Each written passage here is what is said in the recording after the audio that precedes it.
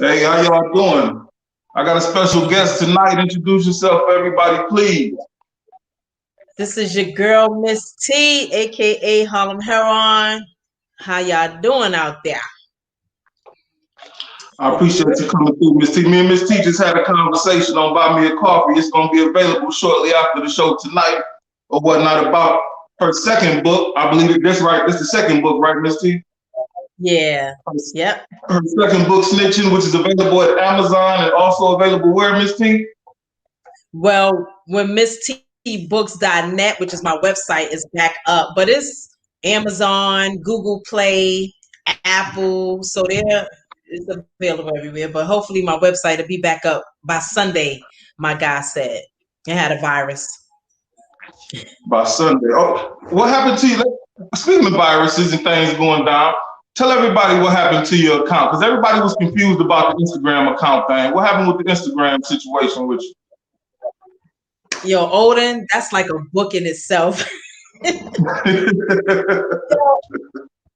couldn't make this stuff up. I actually had to screenshot the conversation, so if it ever comes up or I write about it, I got it. But yo, I got tricked.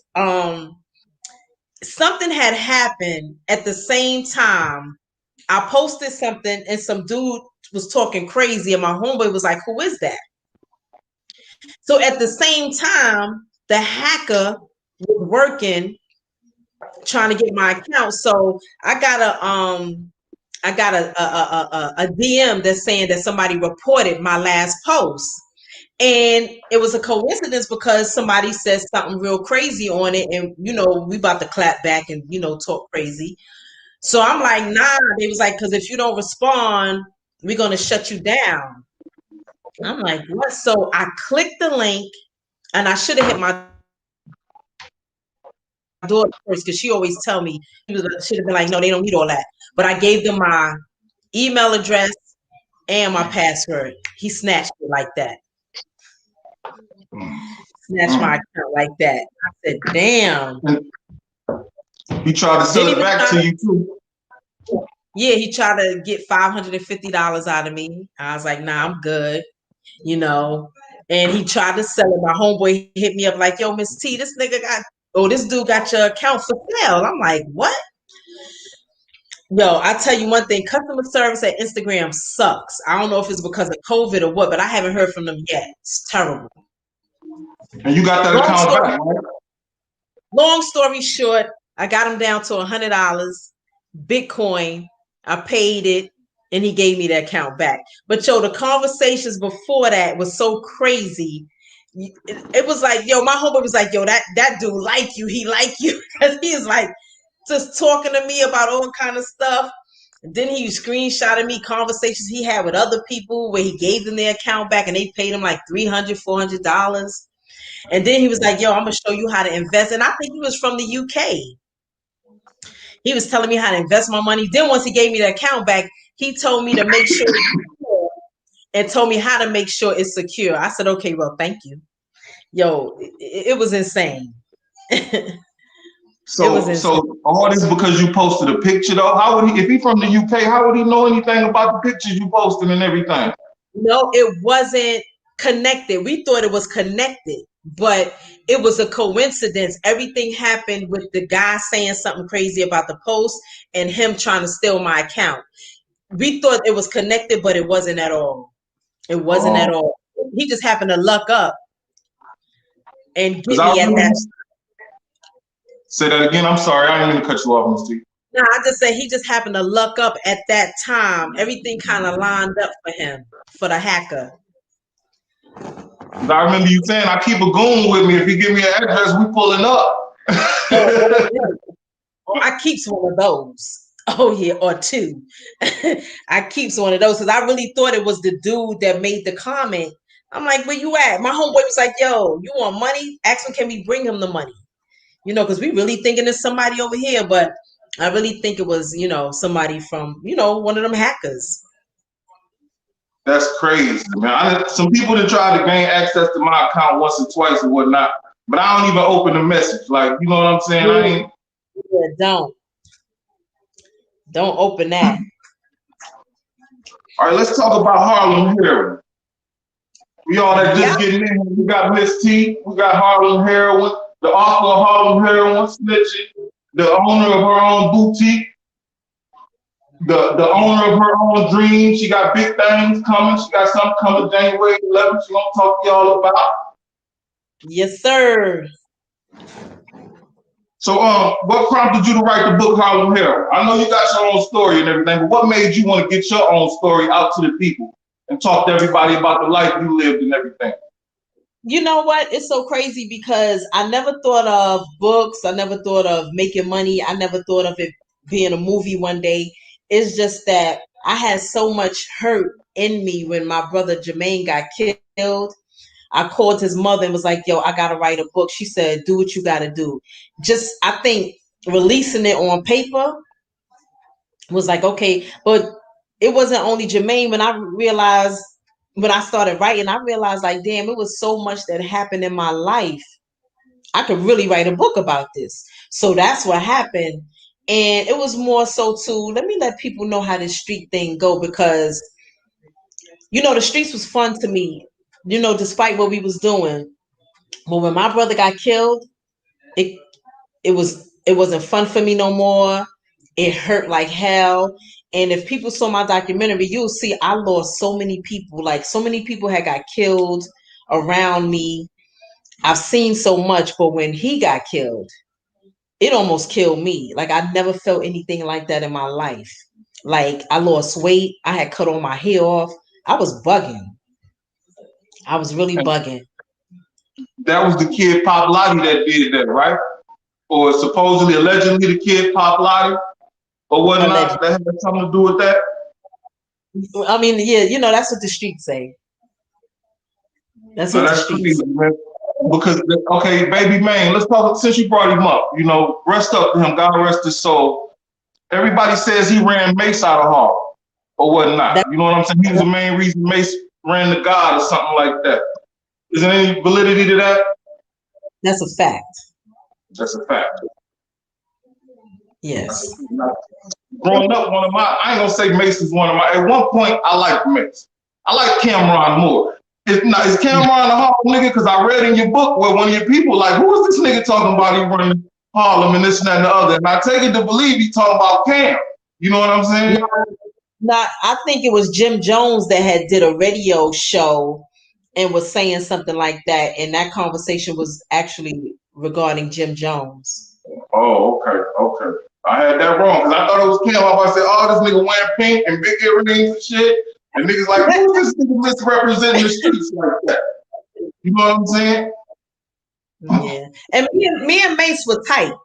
Me and his sister came up together. His twin sister and my sister were like this. They hung out together. And we were cool. But if you ask him today, I heard he's telling people that he don't know who I am. But it's okay. I understand. But when Biggie got killed, me and him was on the phone for like an hour discussing that whole thing. Like we was cool like that, but I understand. I mean, hopefully one day he and I will talk because my brother not being here, it still hurts. But at the end of the day, and I don't speak for his mother. I don't speak for his sisters. I have my relationship with him and they all know, I was able to, just kind of like in 2008, just, forgive. Because like I said, it was a pain that I've never felt ever. So yeah. I try to acknowledge the money when it come across the screen. This guy is shooting it out. He said, ask Ms.Tee if she knows Chrissy. I take that to mean Jim Jones Chrissy. Yeah, I know Chrissy. I haven't spoken to her in a while, but yeah, we know each other. I think the last conversation we had, we was on the phone and it had to do with some crazy business with Love and Hip Hop. But yeah, I know her. She knows me. Why you ain't never get on Love and Hip Hop, Ms.Tee? Speaking of Love and Hip Hop, I know they got a role for Ms.Tee on that joint. You know what I'm saying? No, they really don't because that's why Chris. They really don't. I think Mona was acting real strange with that change, and it's like, yo, you can't. I don't know. Nah, that wasn't for me though. Yeah. Okay. Now, how early did you start hustling, Ms.Tee? Because I always thought of you as a queen pen myself. Like, you know, Ms.Tee, we're gonna get into that. No But how long did you start hustling, Ms.Tee? I'm a queen. I'm not a queen pin, but I would say I was like 85, 86. 85, 86. 35, 86. And you Yeah. started under your uncles, or was you doing your own thing at first? Nah, I had asked Al because Al was selling dust. So I was like, yo, I want to go sell some. You know, I was greedy. I loved money, loved the dress. So I was like, I want to sell some bundles of dynamite. And in Harlem, it's a spot, it was a block, 23rd and 7th Avenue. Anybody from Harlem remembers if you was out there. 23rd, 123rd Street and 7th Avenue is like, I call it the mecca of getting money in Harlem.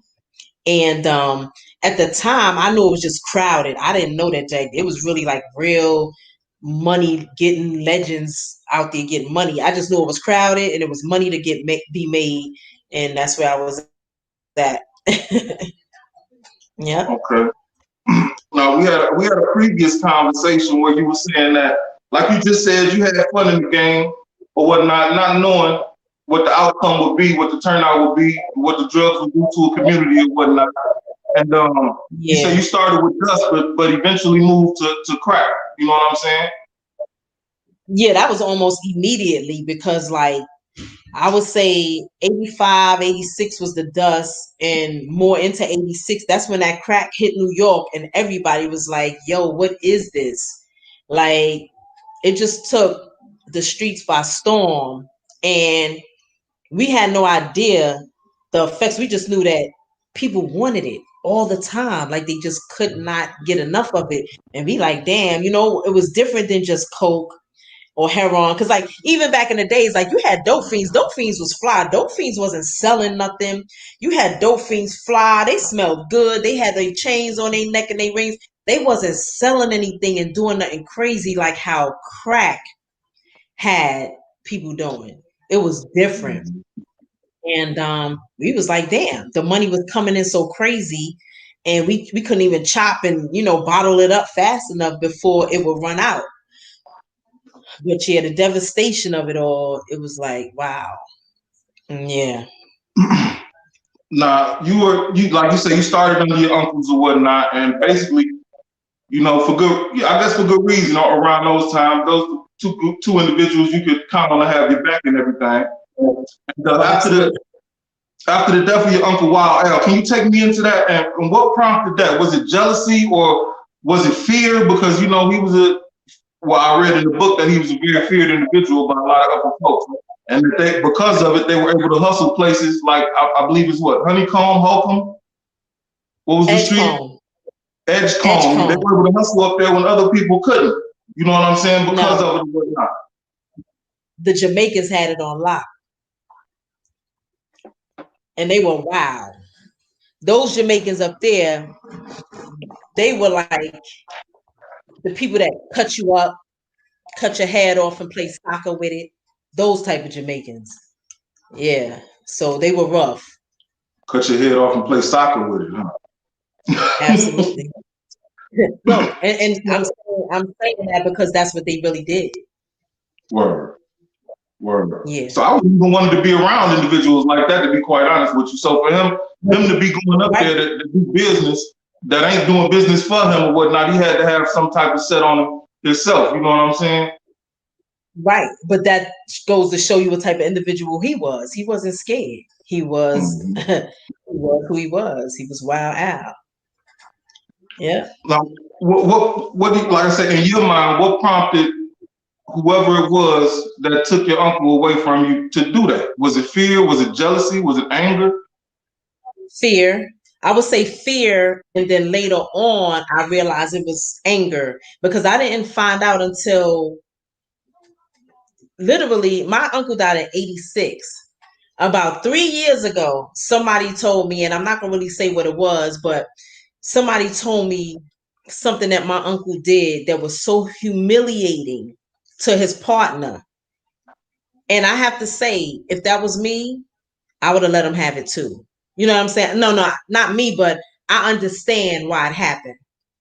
Like one thing about Al, he did whatever it was that he wanted to do. He just didn't care, and I knew it was fair because Al was who he was, and we kind of already knew that his partner had it done, you know, and but like I said, 3 years later, 3 years ago, I'm sorry, not 3 years later, 3 years ago, this is 21 now, but around 2017, 18, somebody told me what the guy who got it done shared with them. And I said, damn, I understand. Because, you can't humiliate nobody and embarrass anyone and think that, they're not going to feel some type of way about it. So, yeah, and I just found that out all these years later, 30 years later? Yeah. Now, I watched in your Info Minds piece in your documentary that you said whoever it was, I believe, who was it? The dude's little brother that went out in the phone booth? Who went out in the phone booth? The one who, wait a minute, because it was so many things that happened. Oh, Was his no. name Jericho or something like that? No, Jacob. Jacob. Jacob was my uncle's partner. He got killed. I don't know, what happened. Some years later in 1990, he got killed. And then his That's the phone brother, booth incident? yeah, his little brother went in.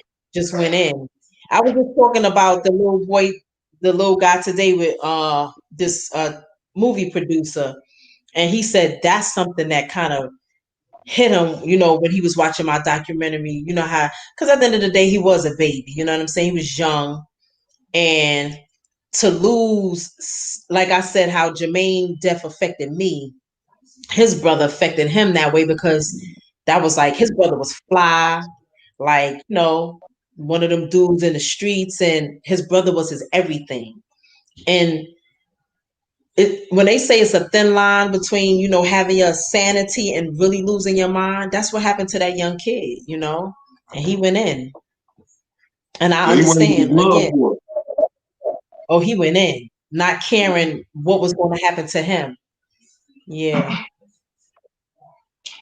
Let me see that. Let me get this off my screen. We live, eat, sleep, boxing says, ask Ms.Tee if she knows Big L. No, I don't know Big L, but I thought I did a story. Yeah, I think I put a story up about him on my page where uh he ended up at my door one day because one of his friends liked my little sister. So he saw my little sister on the street one day, the friend, Carrie, and she was cutie, So he bought her like a nugget bracelet. That's when Nugget was out. Nugget bracelet, a ring with the diamond initial. So he gave it to her and she took it. Like, all right, thank you. So he was like expecting, like, oh, you my girl now. She like, no. But so him and Big L came to my mother's door one day screaming and hollering like they crazy for the jury back. And Big L was talking crazy. And I'm like, okay, you don't know who door you at. But yeah, I never knew him, but that's like a little incident, a little story that I tell about Big L. But nah, I never really knew him personally. They say the guy that killed him died damn near in the same spot he killed him at. I read something like that, and I think the source of Double XL or something Yeah, like that. yeah, not the same spot, but I mean literally up the block. And yeah, he came home thinking that it was like he could just stand on the same corner, knowing that, people did have love for that guy, you know what I'm saying? But he was a little something himself up here too. He was one of those that he didn't care. But he not here. So, yeah. A little bit off subject before I get back into the book and a couple questions I got for you. Did you happen to see the Demisio Benson documentary? I didn't. Somebody, you know why I didn't bother to pay for it? Because I don't, to be honest with you, I don't know what angle he came from. Because if you was a child when your father got killed, where did the information come from? The information could have been biased because, of course, his father probably had a lot of people who loved him. So how could he know what he's being told is legit. And then somebody told me not to get it. They said it wasn't worth it. So I don't know. I don't think it was worth it. I don't think it was worth the set price. Let's just put it like that. It was an interesting story. The reason I asked was because, coming from a female perspective, at the end of the documentary, they kind of blame Natasha, which I guess would be Poe's wife at the time or whatnot. A lot of the blame was placed on her for the situation from their perspective. And that's why, because I wanted to see how you kind of felt about it. But since you haven't seen it, that's kind of no. You know what I'm saying? Yeah. So we'll move on from that subject.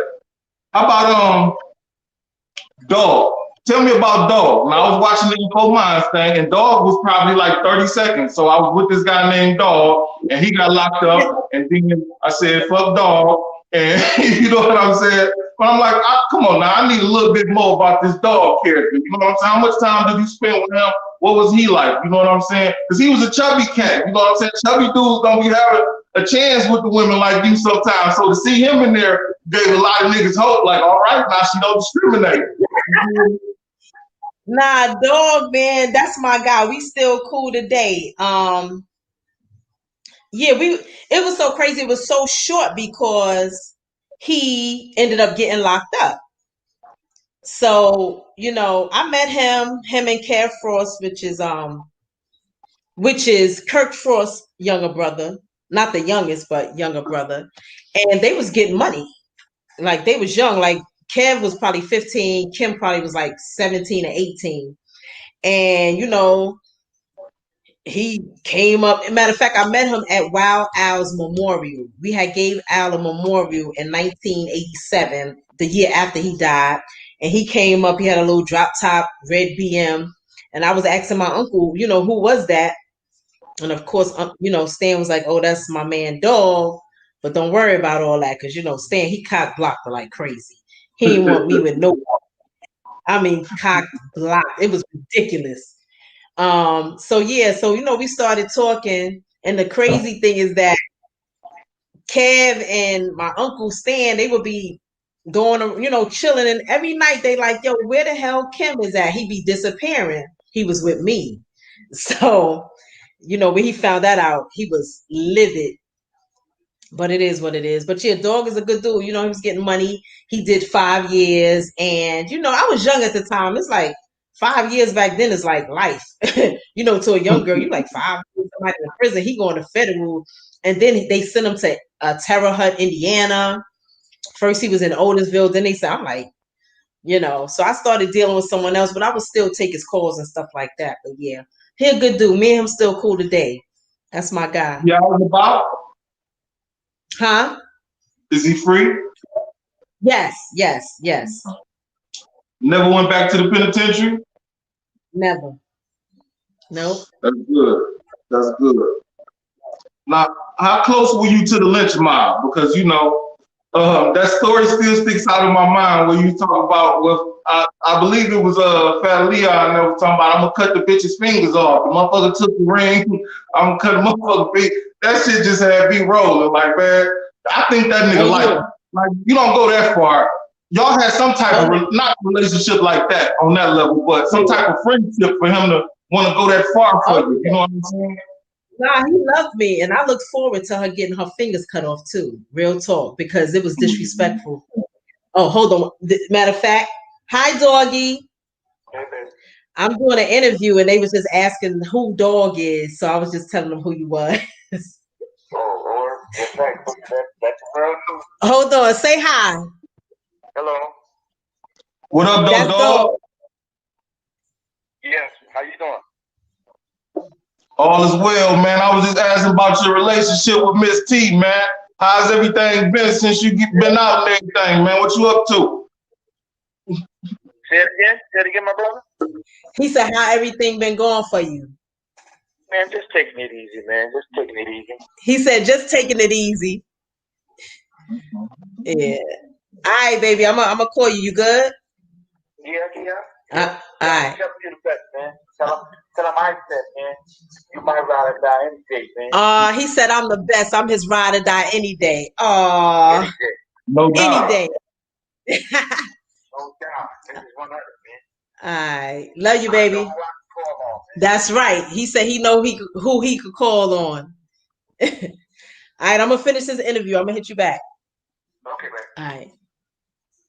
See, one thing I will say, I got good relationships with my people, man. I don't care how long. I was with that dude back in '87. How long ago was that? 2030. How many years? How many decades? Yeah. It was a while ago. You know what I'm saying? Yeah, good that you still got good. Now, are all your relationships that like that with guys that you may have, been with in the past or whatnot? For the most part, yep. Yeah. Mm-hmm. Now with Leon was like my brother, man. I loved him. He loved me. So I knew that when I got robbed, I could go to him and he was going to tell me what I needed to hear. Like, we're going to hurt these people, because I felt so disrespected that they were coming to my home like that, So he told me what I wanted to hear. Don't worry, when we get them, if we find out who they is, that's what it was going to be. Why? Where was Lou at the time? He was there. He was there. He was around. So, whatever would have happened. There was this is 91. 91, I was pregnant with my daughter. Right. So, we kind of like wasn't too, but he's, he was still there. You know what I'm saying? But if it would have went down, he would have been there for me. He was there. He was there. He was part of whatever that was going on. Was the fact that you were pregnant by Ace a factor in you going to Leon instead of Lou? Because, for all intents and purposes, that would have been the person to go to get something like that done if what they say about him is true. You know what I'm saying? Going to Leon is still going to Lou. Word. What's understood don't need to be explained. All right.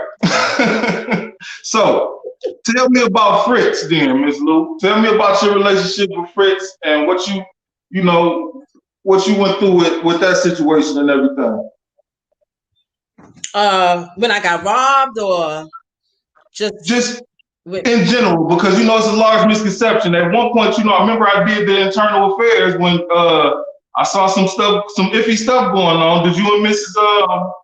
I forget where she goes, but I don't want to misquote her, but I believe it was his sister that was saying some interesting stuff at one point. Have you guys ever cleared the air between you guys? We had cleared the air, we hugged it out, and then after that, she came back and still was talking crazy to me. It's so crazy that you said this, because I was at a party, I'm still down here in Atlanta, last week, and somebody was like, yo, that chick, like, first of all, let me make this clear. She never knew Fritz, number one. Her name is Tiffany. She never knew Fritz. His sister and them wanted to do a book or whatever. So I guess she jumped on board and said she could do it because she's a writer. And it's like, why do you need to down me in order to sell your book? I didn't down you. Nobody could ever say I ever said anything negative about her or that book, because I didn't care. I'm selling my book. I'm doing me. This is my life. You know what I'm saying? One thing Ms.Tee never did is worried about anybody else or what they doing. Dan should never worry about no other females. And I just could not understand why this woman, I just blocked her on Twitter. So, I just blocked her because it's like she's toxic. Although I wouldn't mind letting her see what I'm doing, but the hate be so crazy. It's just, I just don't understand it. I just don't understand it. So she never met Fritz. All the information that's in that book came from his two sisters and my daughter's father, Ace. She knew nothing. Nothing, And let me tell you, she want to tell people I'm a hater. I did Fritz family wrong. I never did Fritz family wrong. I don't owe Fritz family nothing. It's not a Fritz book. I wrote my relationship with Fritz and Ace. Everything else about Fritz, I don't know. That's for them to write about, and that's what they did. So she tried to tell people that Fritz family is mad at me. No, you put that BS in the game to make them feel some type of way. But me and his sister Sheila's like this. Sheila watched me grow up. I knew Sheila over 40 years. We grew up in the same building. Sheila brother is my cousin had Sheila's brother firstborn. Like this chick trying to get in between family, and it's like, girl, what's wrong with you? She's just a hateful individual. So I don't know. Hopefully the book is selling. I don't know, and I don't care. I didn't know. Well, yeah, I did know she was writing something in regards to Fritz or whatnot because, like I said, I covered it at the time. But I was more so interested in why she was saying the things she was saying about you because I'd never seen anybody say that type of stuff about you. You know what I'm saying? Exactly. Yo, it's so crazy. She been DMing people, not knowing that they mess with me like that. So they screenshotting it, sending it to me. I'm like, yo, this chick she's obsessed with me. Obsessed. It's crazy. It's scary. It's like, listen, girl, go sit down somewhere. So you had your page then. Like I gave y'all the blueprint. Y'all followed everything that I did. Damn. Everything. Okay, so tell me about your relationship with Fritz then. Like I said, you know what I'm saying? What was Fritz like with you? I remember you saying, well, like I said, I saw you say he was a very regular individual, somebody that you wouldn't necessarily know had the money that he had or the wherewithal he had or whatnot. Listen, he was the most coolest, most generous man. You know, I met him going downtown with a good friend of mine. She was like a niece to him. And we would go to the house, you know, get money, you know, just chill downtown and then just go ahead about our business. And then that's where I met Ace at. Ace was living with him. And Ace had got into some trouble because Ace block was 129th and Madison. He got into something and ended up downtown with Fritz. And that's how, you know, he and I got together. But Fritz was, man, he was just he was just a cool, regular dude. He wasn't one of them dudes trying to be something. I can't even say something he wasn't because he was. He just wasn't trying to show that. You know what I'm saying? He didn't showcase who he was, you know, that he was that boss or that consignment king, because that's what he was. Like I said, whether directly or indirectly, anybody who was probably getting money in the town, it most likely probably came to, you know, through him. And he was one of them guys, if you came to him and you needed anything, you got it. You know what I'm saying? It's not too many people like him. I don't think it's been anybody like him after him, as far as, you know, around me or that, you know, what I've seen. Yeah, if you saw him sitting outside on the block, if you came through the block and you saw him on a corner, you definitely ain't gonna think he's anybody. You probably think he's just a dude with no money, just sitting outside with a t-shirt and some jeans on. No jewelry, nothing. I knew a millionaire nigga just like that. I'm talking about the nigga sometimes needed deodorant. That type, but a millionaire nigga. You know what I'm saying? Like, you wouldn't think he was nothing. Like, nigga, wash up. But I'm telling you. Yeah, man. He's been missed. You know, he's been missed. Ain't been nobody like him. He's the one that told you to get a safe, right? Did he tell you that before or after you got robbed? No, before I got robbed. He was like, get a safe.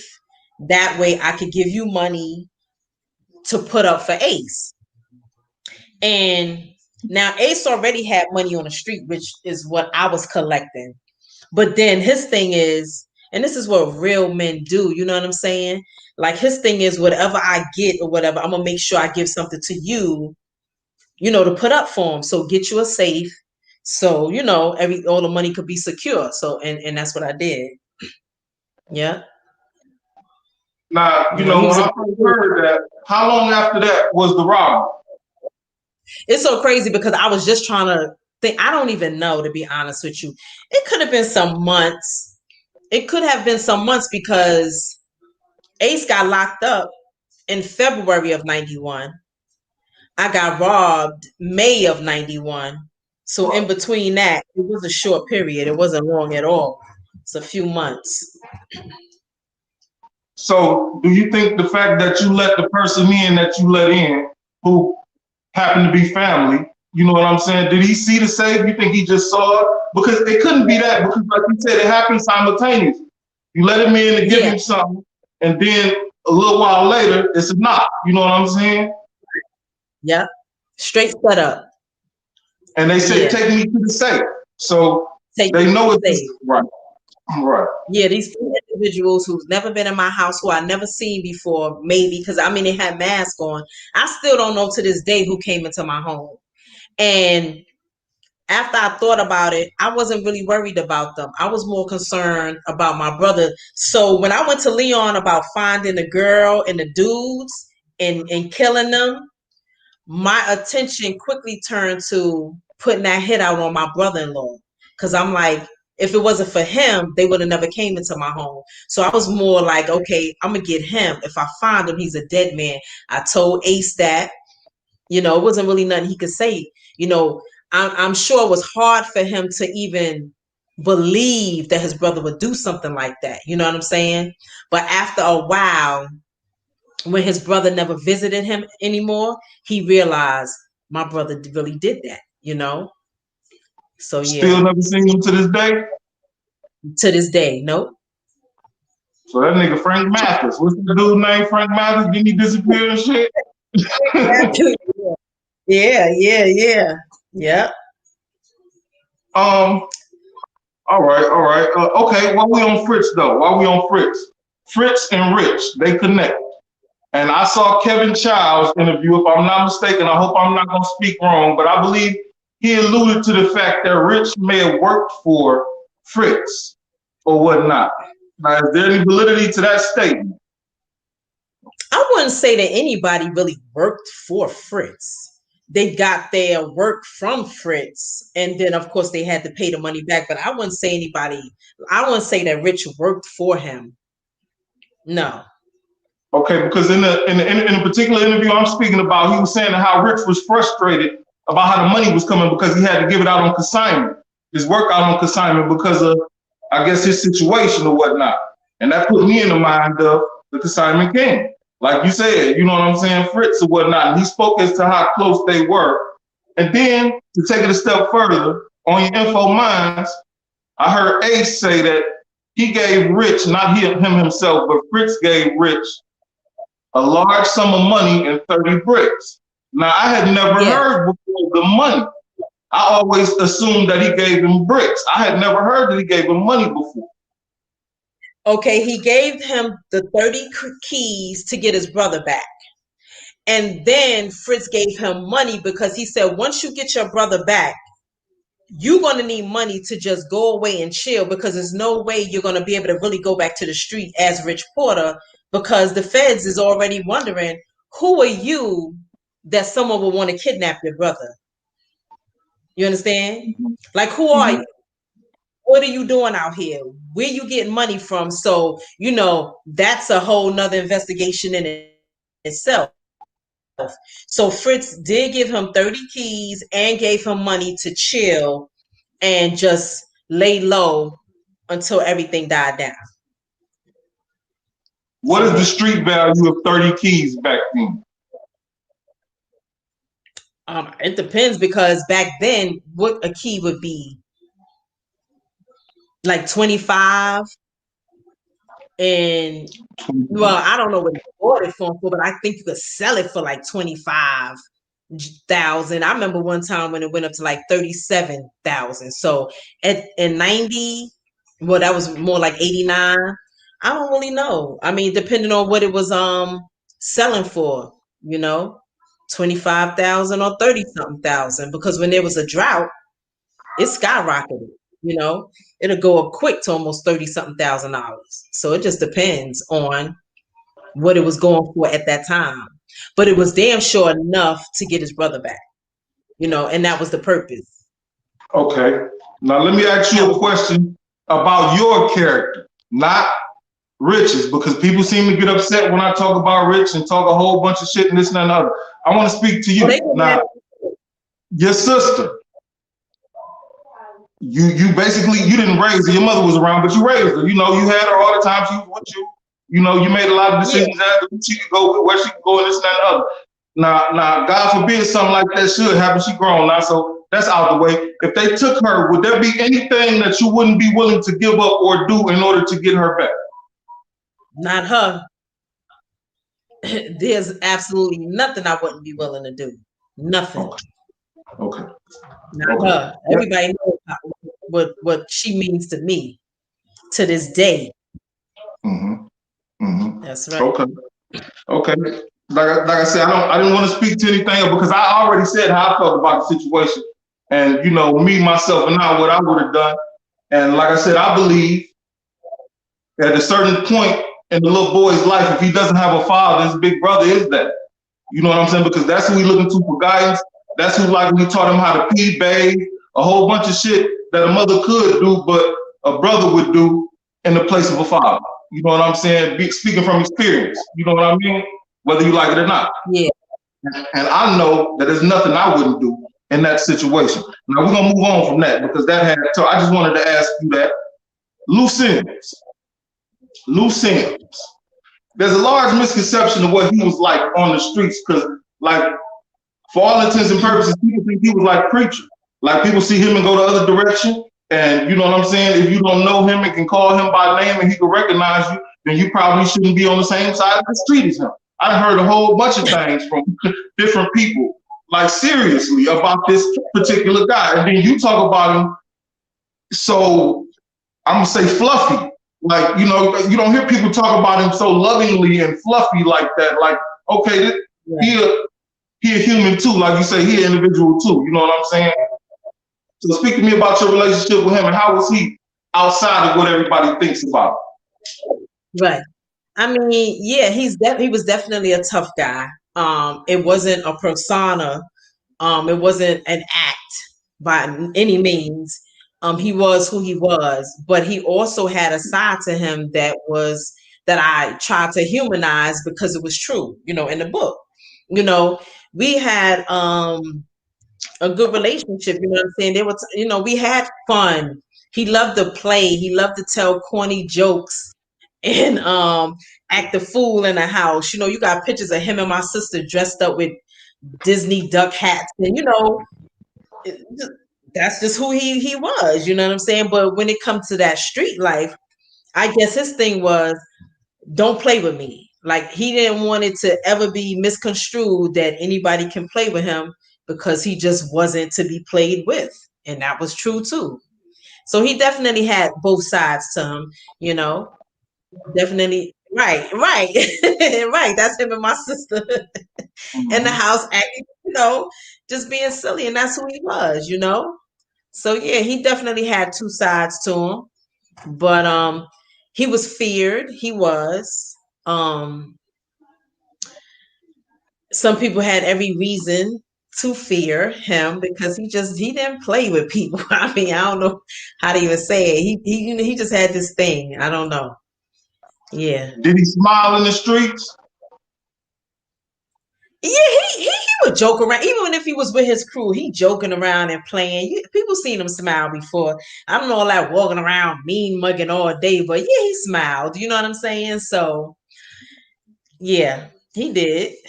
I mean, like this, Ms.Tee, like for instance, okay, you said for a minute, I don't know if it's just bravado, and I'm gonna use bravado.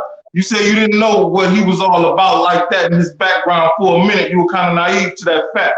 You know what I'm saying? But when he was out with you in public, just you and him, around not his crew, but you know, maybe he took you somewhere and y'all was somewhere else. That's what I mean. Did he smile in public, like around these other niggas or whatnot? You feel me? Like shit. Was it a cool energy off him, or was it a nigga, you know, not to play with me type energy? I'm over here with my woman. I'm trying to have a good time, you know. Listen, he could be smiling at me, and if you turn around and give somebody a look, they know what that look is. So it could go real, and that could be turned off and on real quick. You know what I'm saying? Mm-hmm. So, yeah. So he can do that. I mean, anybody can do Yeah. So he could be, right there. But if there's something that like he turned around and he sent something, of course you're gonna give that look like, yeah, it's me, but don't do it to yourself, because I mean he was good with this, but he was also good with these too, and everybody ain't good with that. He can fight. Would he allow someone to interrupt your date? Say, for instance, y'all was on a date and I seen you, Ms.Tee. I'm like, man, I'm not gonna say what's up to Ms.Tee, and he don't know me. Would he allow me to say, hey, what's up, Ms.Tee? How you doing, nigga? Or would he be like, nigga, get the fuck on somewhere? I'm trying to, you know what I'm saying? Depending on how they came up, he may have deemed it to be disrespectful. I don't know how, because one thing about me, I ain't gonna really allow nothing to just go crazy to pop off when it don't need to be. You know what I mean? I was never one of those chicks that got off on, seeing my man go off on somebody talking to me and all that corny. Nah, we ain't having all that. Like if he just gonna say hi, he's saying hi, okay, what's up? But I might, knowing who I'm with, I might be like, oh, hey, what's up, and cut it real short. You know what I'm saying? So he don't feel disrespected or it have to even go anywhere like that. You know what I'm saying? Yeah. Understood. Now you spoke a little earlier about Baby Maine. I want to switch subjects to Baby Maine. Now, like I said, you lost your uncle. That was the first loss, right? Baby Maine was after that. Yeah. Al. Well, in between all that, it was people because, of course, with the Frisk crew, I had Hen Dog that got killed, Chuck that got killed. It was people within that family that had got killed. Fat E had got killed. So it was losses going on in between all that. So would you say that by the time that Baby Maine got killed, it took a harder toll on you than when your uncle passed? Because you said when Baby Maine passed, you stopped eating and stuff, you cut your hair and everything or whatnot? Yeah, it was different because Al was who he was. It did hurt, but he was like that. And the reason why it hurt me, because me and Maine had a conversation where he told me, like it was a lot of stuff going on, shootouts back and forth. He getting money, and he was like, man, sis, I'm tired of this. I'm not ready to die. That stuck with me because I knew he wasn't ready. And that's why it hurt me so bad, because I knew that's not what he wanted. Now you got dudes that's like, yo, I die for this, and they just like rogue with it. And had he been like that, I'd have been like, damn. But knowing that's not what he wanted, because he told that to me, that's why it hurt me like that. How long after that did he pass? Who, Jermaine? Yeah, after he told you he wasn't ready to die. Oh, that was probably a few months. It wasn't long at all. Yeah, it was a few months. Now he snatched the chain off somebody's neck, and somebody was telling me, I know the story is twisted the way I got it. Somebody told me he got cut, but I heard he cut somebody and snatched someone's chain or whatnot at a skate ring or something like that.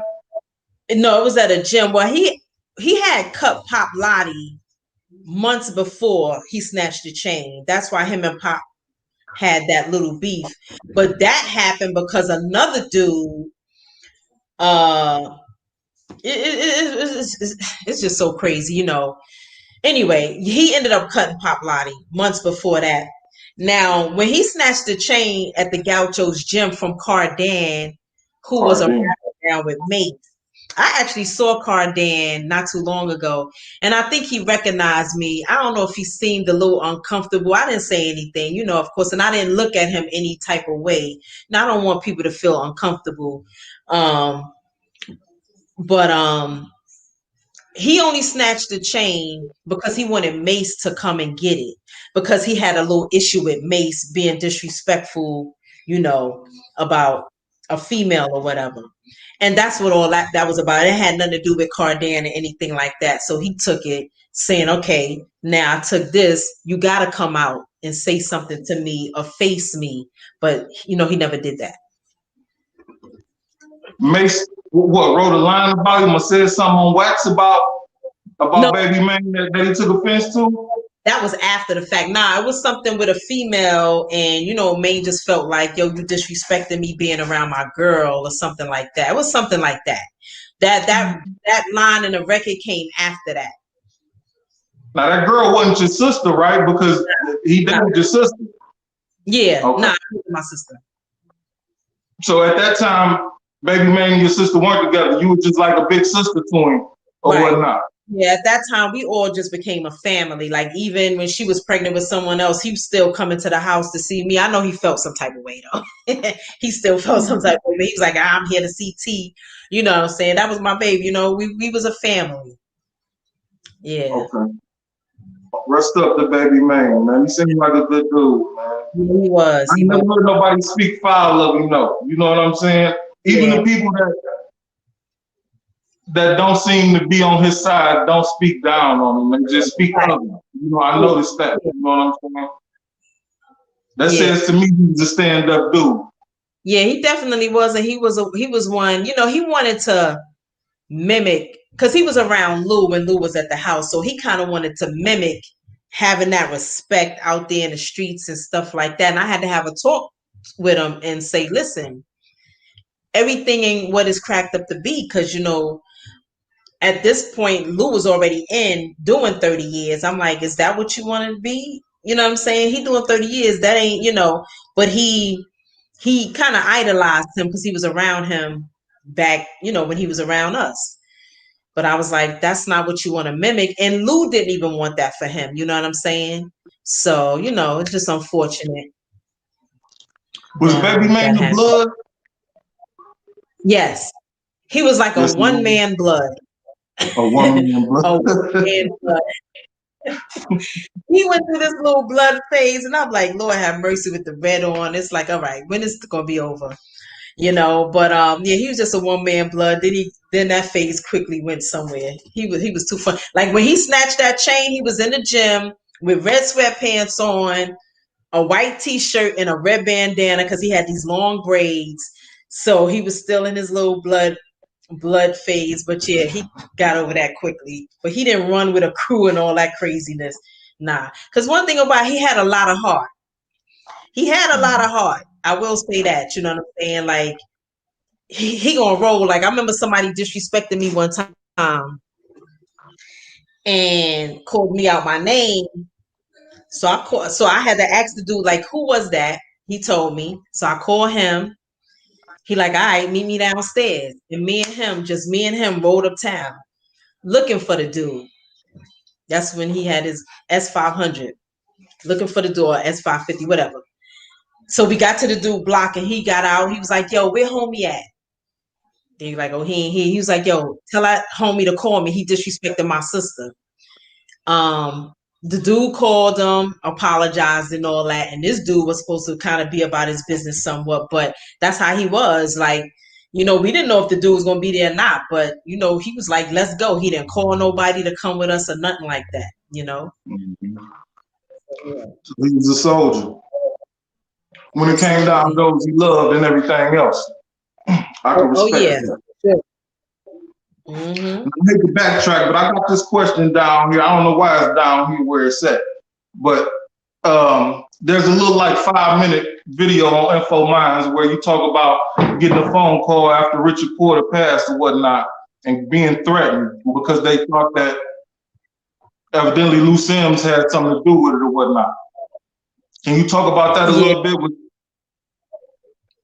Yeah, it came a time where, Lou name was just ringing bells all over the place.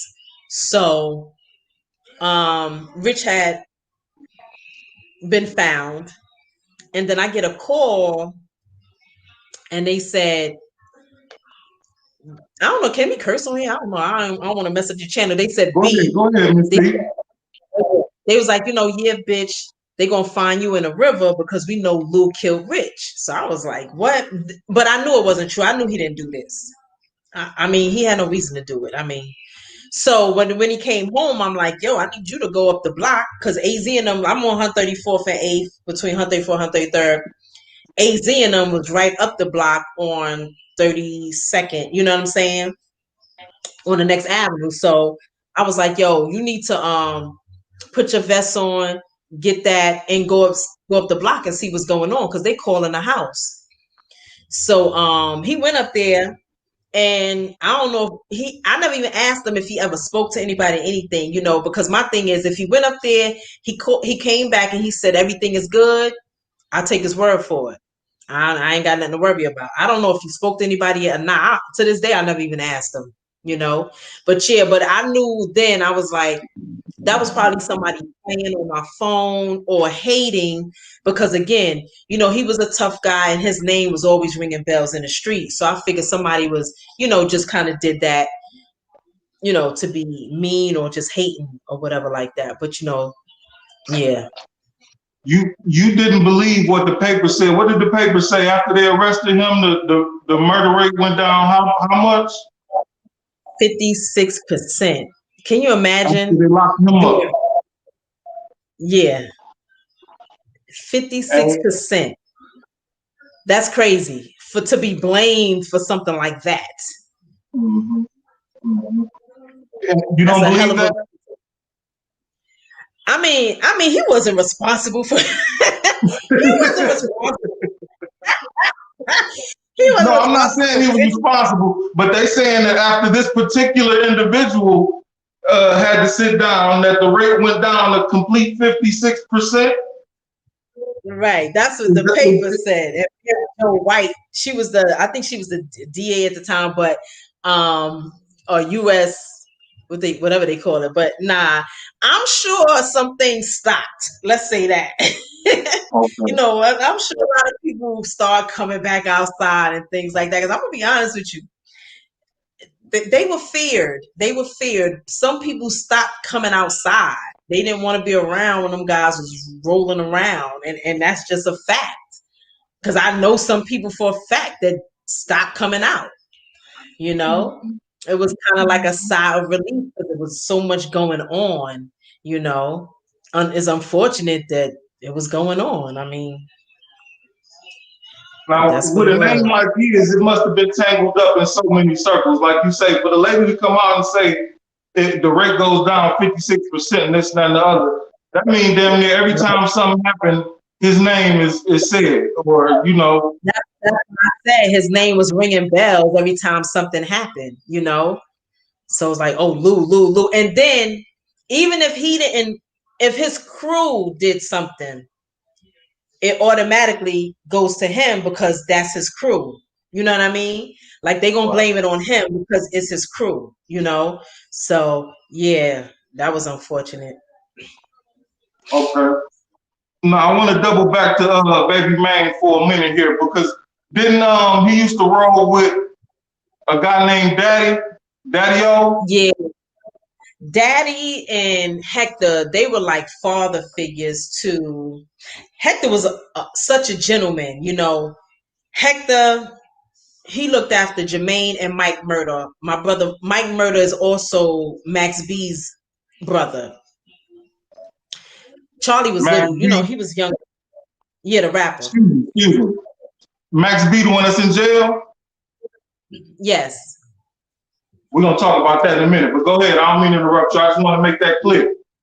Yeah, so his brother Mike is our brother. We all family. And Hector was like a father figure to them. Like Hector would go to school for Mike, if there was an issue or whatever. Like he was a real good dude. And Daddy and Jermaine cousin Boogie, they were cool. So, they looked up to them. They looked up to Boogie, Daddy, and Hector. So yeah. So is that who they learned the game from? Because I had an interesting conversation with Poe not too long ago. I'm not going to expose the conversation. Let's just say a lot of people say a lot of different things. And his name came up in the same sentence with Daddy's. Let's just say that with the dude Daddy-O. Pause. I hate saying that. I hate calling the guy Daddy like that. You know what I'm saying? But I got to pause that. Pause. How many times I said it? But his name came up in the same sentence, and I spoke to him about it, and he said, "No, none of that is the issue." Now, the guy Daddy wound up going to DC and not having a good outcome, right? Right. He got killed in DC. Yep. Baby Maine and his crew, he had a crew of his own, right? Baby Maine, that is, and they vowed to figure out what happened as far as that's concerned, didn't they? See, the thing is with DC back then, anybody from New York could have been a target because it's like, yo, y'all coming to our town getting money. Like, you know, so there were times where, like my sister said, you really had to be on point out there in DC. You really, and you had to have your crew with you because it's like, there, you know, anybody would come and get you. You know, that was murder capital. You know, there were times where when Maine was out there hustling, he would be on a payphone, and him and my sister, they both nodding off on the phone. He like, yo, boo, you up, you know, because he trying to stay up. He on the corner, he watching his spot or whatever. Like, it was crazy. So it's like, you know, that whole DC thing, like Hector got killed out in DC too. They both got killed out in DC. But in Hector's situation, we know who did it. The dude was actually from Harlem, from around our way. So we knew who killed Hector. He ended up going to jail for Hector. He started hating on, you know, Jermaine and you know, he was like saying little, so he, you know, it was just crazy. But yeah, we knew who killed Hector. Daddy, I'm not really sure the circumstances of his death, to be honest with you. So, you know, yeah. Okay. Because I remember, I think Poe spoke on him saying that he came down there and he told him, or he had he was thinking about coming down there, and Poe told him to come down there the right way, get some dudes from down there and feed them and make sure they eat right. And he said he came down there with a lot of New York dudes instead, and shit didn't go right. You know what I mean? Right, it depends. I mean, a lot of people went to DC. You had to have a crew with you, but you know, Albert was smart. He went down there and got with the toughest dude that everybody feared, which was smart. You know, one thing about Albert, I can say, you know, he's very smart and calculating in the things that he do. And that was one of the smartest things that he did. Go down there and get with Wayne Perry because nobody's going to touch you if Wayne say don't touch you because they scared of Wayne. So that was smart on his part, you know? So, yeah. Like, you know, Wayne Perry's people dispute the fact that Alpo got him out of jail or whatnot. I've spoken to a few people from his camp, and they dispute the fact that Alpo paid the $10,000 to get him out of jail. They said Alpo. Matter of fact, I heard a clip of Wayne Perry himself, and I asked Poe about this too, to be exact. And Poe said, "Well, you know, it's that man's story. He can tell it the way he like." But Wayne Perry himself, I heard him say that no, Poe didn't get him out of jail. Poe basically gave him a signing bonus in order to become his teammate. You know what I'm saying? That it wasn't so much that he bailed him out, because everybody talks about that. Nobody will get him out of jail. His bail was only $10,000 and he couldn't get out or whatnot. But like I said, I've spoken to his camp and they say that that's untrue. And I've also heard audio of Wayne Perry himself saying, no, Poe gave me some bread. I forget the dollar amount he used, but I asked Poe about that specifically, and he told me, no, well, you know, that's his story and that's the way he gonna tell it. You know what I'm saying? Right. I mean, I don't know, but if he was in there and his bail was only 10, why nobody got him out? Why he didn't get out until Albert got involved? Were they, because you know, when I hear that story, to me, this is how I see it, that a lot, if his bail was only 10,000 and that's all he needed to get out, y'all didn't get him out because y'all didn't want him out. You know what I'm saying? He was the most feared man. But the fact that Albert got him out and he was able to run with him and, you know, use them for, you know, whatever he needed to use them for, whatever, you know, they mad because he ended up being the same person that put him away. But it's like, if his bail was that, why y'all didn't get him out? Even if that money was like, yo, I'm going to get you out so you could be on my team. Why not? He's the most feared man in DC and nobody's going to touch me if this man is with me. If you want to call out a signing bonus or whatever title you want to put on that, I wouldn't care, because this man is allowing me to make hundreds of thousands of dollars and nobody's going to touch me. Smart. You're right. That's the same way I viewed it from day one. Let me get this off my screen. We live, eat, sleep, boxing. Thank you for your pledge, man. I appreciate you. One supporter is worth 1,000 subscribers, homie, and you worth 1,000 subscribers. And he wants to know, why did Unique let the trolls make him upset in his live and call him a rat lover? Now he's not doing the Alpo interview. I have no idea. Did he cry, Ms.Tee? I didn't see him cry. Now, people was all in my live stream talking about he cried because of the response that he got behind the video, you know, and I'm a jokester, so I kind of made a joke of it, like, you know, I hope he cried like a man at least, you know what I'm saying? That's what I said about it, but I didn't see that. Did that actually happen? Yeah, he got emotional. But it was also other things going on at the time. I think with his son or whatever. But I mean, during that video, he did get emotional, and that's why I had made that video. Like, damn, like it's crazy. Like, you know, somebody trying to do something good, and then people, you know, get on there with that crazy talk. You know, it's like, you know. But I mean, of course, you know, you got people and they, you know, their thumbs and fingers moving 100,000 miles a minute. They gonna say anything. Like, you know, some dude said something to me. I think he's called me a rat lover yesterday. Called me the B word. I was like, homie, word. Listen, I'm tough, baby. Them words ain't gonna hurt me. I don't give a damn. And somebody was like, yo, block him. I ain't blocking nobody. I ain't blocking them. My block button is active. I ain't gonna engage in that energy because sometimes I want to. You know what I'm saying? And I'll be like, nah, fuck that. Because like you said, they just words on the screen. That's all you is. You got a J next to your name. You're not even man or woman enough to put a picture of yourself. You're going to put a picture of Daffy Duck on. You know what I'm saying? Right. So I just block. I don't want to hear from you again, homeboy. Make a fake account if you want to talk to me for real next time. Exactly. You know? And that's what they do all day, make fake accounts, want to talk crazy. I'm like, all right, y'all do y'all thing. I mean, if that works for y'all, listen. If y'all want to spend all that time and energy doing all that, hey, thanks for the view, though. Word. That's what counts. Exactly. Now, while we're on the subject of the Unique Poe meeting, I was a little upset about it. But like I said, after I saw and heard what I heard, and really after I spoke to Poe, because I renounced Team Alpo of that shit. Like, man, y'all find a new leader. He should have went to Ms.Tee. He should have came to Feds. He should have came to me. It's a bunch of people he could have went to. You know what I'm saying? Yeah. Because for all intents and purposes, it did look strange. And a lot of people, I spoke to a lot of people. I got sources in a few different areas or whatnot. Some who claim to know Poe personally or whatnot. I'll never know because I'll never divulge who they are to him or them to them. So it'll be what it is. But they saying that basically Unique was an agent being used by people like Kevin Childs.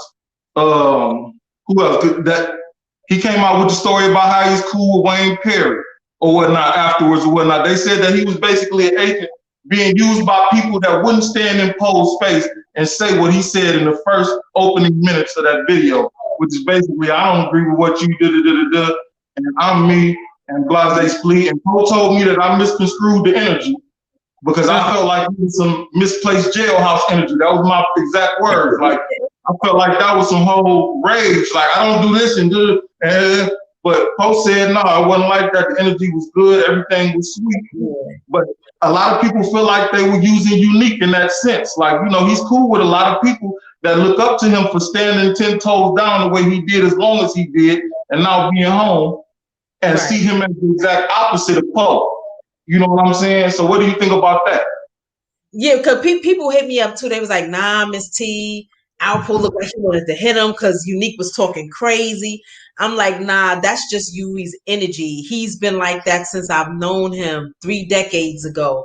So he's just real. He talks with, he's Jamaican, and that's another thing that, you know, he talks with conviction. You know, I mean, I'm half Jamaican, my father, you know, so that's how they talk. They talk, it seems harsh sometimes, even if they're trying to say something nice.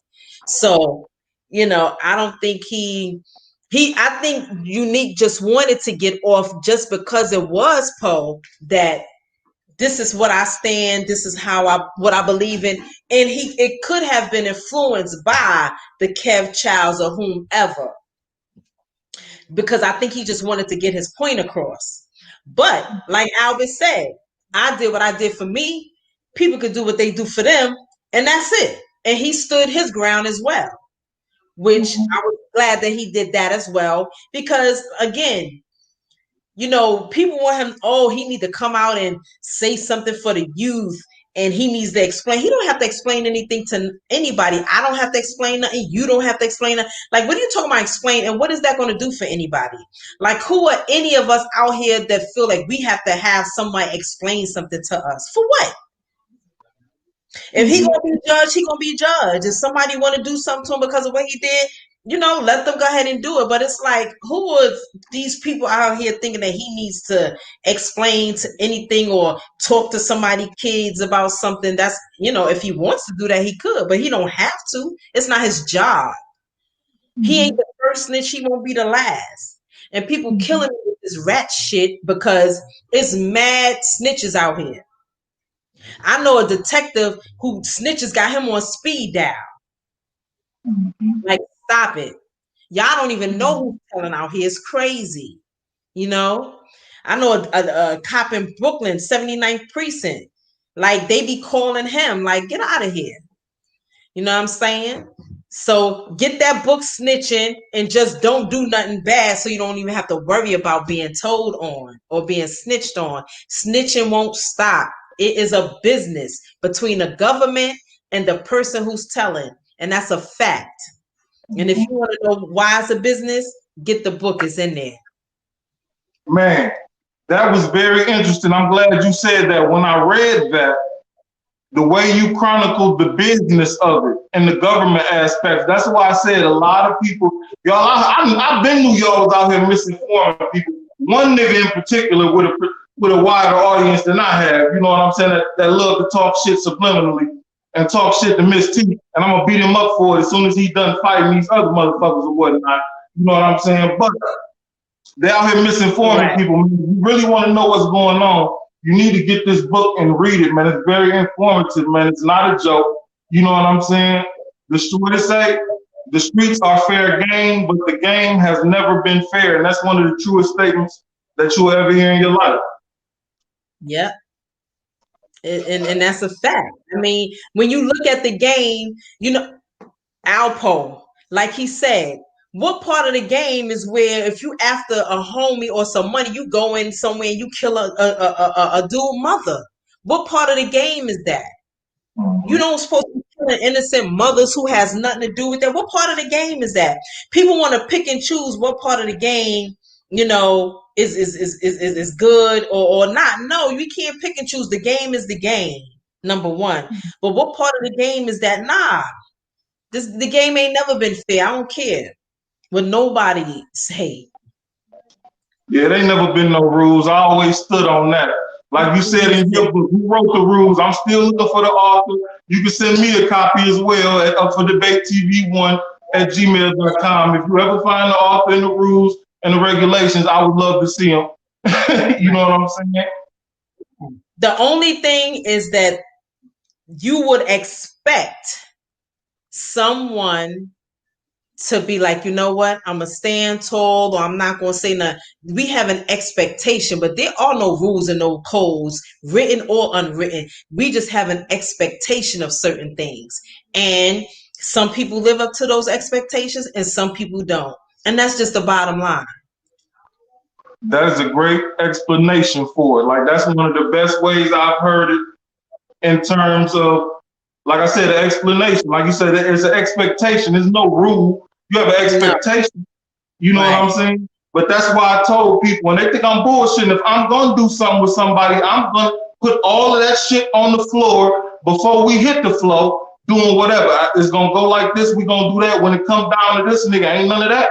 You know what I'm saying? Right. If you don't do that, you can't expect to have the expectation of a nigga's silence or a nigga's loyalty in whatever situation. And that's just the way I feel.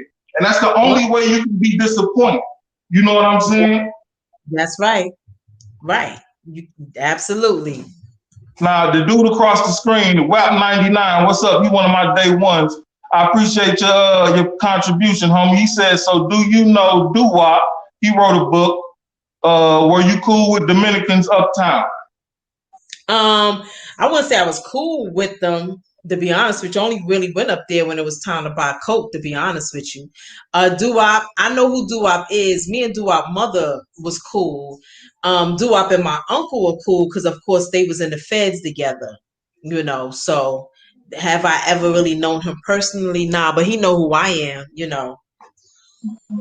Yeah. Now, what, Doo-Wop is a part of Mob Style? Doo-Wop was the leader of a very dangerous crew as well in New York. So no, he wasn't a part of no Mob Style or nothing like that. He had his own thing going, and he was somebody allegedly not to be played with. He's associated with Rich Porter, right? Rich Porter and LA and them. Nah. Because I heard a dude named Doo-Wop wrote a book saying that maybe now, I don't know. Well, I don't really know what their relationship was, but separate crews, totally. Word. Separate crews. And he wasn't to be messed with either. I'll say that. Did you have a relationship with Richard Porter? No, my ex-boyfriend Norm, him and Rich was real cool. And that's how I kind of met Rich and knew him and like that. I knew him through Norm. They were real cool, but I didn't ever really have a relationship with him like that. Do you feel like people are more mad? Now I know DC is more mad at Alpo for telling, but as far as the New York goes, do you think they more mad at him for the snitch jacket that they want to put on because that's what they gonna say, or for the Rich Porter thing? You know what? A lot of people use Rich Porter to be mad at him. Because at the end of the day, a lot of these people wasn't even around. Again, this movie just has allowed people to D-Rod all day. I'm sorry. Like, it's a fact. Now, yes, Rich had a lot of people that liked him, and, you know, he had that thing about him that people, you know, and I think the movie just kind of added to it. So now everybody want to run around talking about they mad at Albert. Okay. But I don't even know if they even really care that he told on Wayne, but they use that to be like, oh, I don't F with snitches. Okay, fine. You know, I mean, Wayne ain't got nothing to do with nobody out here in New York City. Nobody don't know him. His life sentence ain't affecting nobody in New York City. So I think they use that. I think there's a lot of to me, from what I see, probably jealousy, because he is someone who did that, and yet he's not afraid to stand in it and walk around. He speaks his truth. It's like, what? But if he was somewhere hiding, they would be like, oh, he's hiding. Now he's out in the open. He speaks his truth. He's willing to talk to any and everybody who wants to come up to him if they want to say something. And you're mad at that. Oh, so one guy told me, oh, he all on a bike with MCM on. He 50 some years old. And what does that mean? He can't enjoy his life. You know what I'm saying? You know, and then, oh, you taking up for rats. No, I just don't give a fuck. Oh, you fuck with the Blaze too. Yeah, because I don't give a fuck. At the end of the day, it doesn't affect me. I got too much going on for me to be worrying about who the fuck told. Everybody out here telling. If that's the case, then I don't need to talk to none of y'all. You know what I'm saying? Or most of the people out here. I just don't care. Like, we really need to spend our time on things that's more important, that's going to affect our own lives, than to be worrying about who told. Because I don't give a damn. I really don't. You know. Now, in your book, Snitching, Poe wrote, well, you chronicle something you wrote, and I want to read a little bit. It says, I have no problem wearing a snitch hat if that's what they want me to. There are many who are allowed to remain unbothered by the law, who is in the game and in the business and did business with me. They live in Harlem, DC, and Virginia. Now, I read that because at the end of the movie, you spoke about the movie. And I loved the movie at first. Before I even knew it was real characters behind it, I wasn't even mad at him at the end because when he was like, shit, I'll give you some niggas out of there because when I come home, I'm still gonna be the king. And I was like, woo, shit. This nigga just said he only give a fuck about, you know. But that turned out to be true. The dude, Jenny Dale, I believe it was, said that he saw the letter that Poe wrote home saying that don't worry about shit. I ain't saying nothing y'all way. I'm gonna do something over here though, or whatnot. Now was that customary shit back in those days? Because Glaze in his book says the same shit. When he decided to cooperate, he called and told motherfuckers it ain't gonna affect y'all, but I'm doing this and that and the other. Now that seemed like that would be putting a target on your back. You know what I'm saying? You know what I'm saying? Right. But I guess in Glaze's position, maybe they respected the fact that, listen, he putting us up on, but like Glaze said, he told, but nobody went to jail. I mean, So, you know, and even with Albert, like he said, I'm going to take care over that because I'm going to come back home. I got a home to go back to. So he can do what he want to do, you know, with that. And that's what happened. And it's true. There are a lot of people he could have sent away back home that he didn't. I mean, not saying that it makes what he did any better or make what he did right at all, because again, I want people to understand Ms.Tee don't care one way or the other. You know, they think that I'm always taking his side, or I'm not really taking nobody's side. I need people to understand I don't care because what he did does not affect me. You know, Word. Don't get me wrong, you know, I think my uncle, I think he took his little 25 because he was like, people was about to tell, you know what I'm saying? I know people who's been snitched on, but am I going to really live the rest of my life worrying about or hating snitches or hating another human being? No. At the end of the day, we chose a game, we chose a life and at the end of the day, people weren't about snitches and telling on people that was doing something illegal in the first place. Mm-hmm. Like, our culture, we got to get it together. You mad at somebody for telling on somebody who did something wrong in the first place. Right. Murdering somebody, selling drugs. I'm complicit in that too. It's like, come on. So, you know, it's like, and you know, somebody brought up, and this is a fact too. Desiree Perez, she runs Rock Nation. Everybody knows that girl was on the front of the Daily News. But Meek Mills gets on some whatever talking about snitching, and you in pictures, quite a few pictures standing next to Miss Perez, and she was wired up. So people want to pick and choose what snitches they deal with. I have an issue with that. Either you don't like them or you do. You can't pick and choose what snitch you want to deal with. There's a lot of dudes out here that's doing that too. Everybody want to pick and choose what's a snitch is a snitch. Mm-hmm. A snitch is a snitch. But you can't pick and choose what snitch. If you don't like snitches. Desiree Perez was on the front of the Daily News. Her business all out there. She was wired up. But Meek Mills want to get on social media or whatever talking about Tekashi. This chick, her case was huge. So I don't get it. There's a few people that get up here like rappers in the industry talking about, oh, I don't mess with snitches. Yes, you do. Yes, you do. Because I know stories. But I ain't going to say nothing. But I just have an issue with... Huh? She took down the mob, didn't she? She took down a cartel or something like that. Yeah, they was huge. Whatever that organization was, yeah. Wired up. But it's okay. Now, in your book, Snitching Again, and I'm going to let you go. I'm going to let you get out of here in a second. I just want to talk about the dude, Unanimous, again.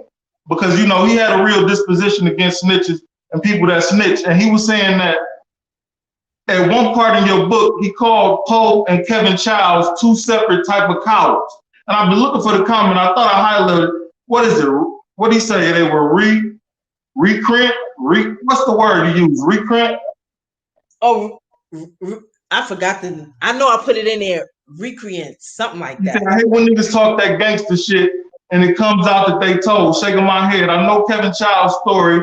It was talked about. I know time crossed too. I never do business with a person like Poe because of what he stood for.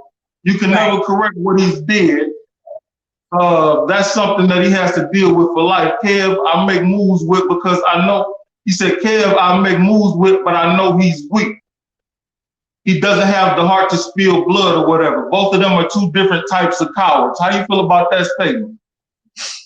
I mean, I just wrote what he said. I just copied what he sent me and wrote it exactly how he said it. And I mean, I kind of understand, like he said, although Kevin is a coward, he thinks he is. He said, I would deal with him before I would deal with Al. You know what I'm saying? And I mean, I get what he's saying. He's entitled to how he feels or whatever, you know. So I get it. Yeah. I just thought that was real interesting. Like I said, he said it means the word recreant, I believe it is RECREANT.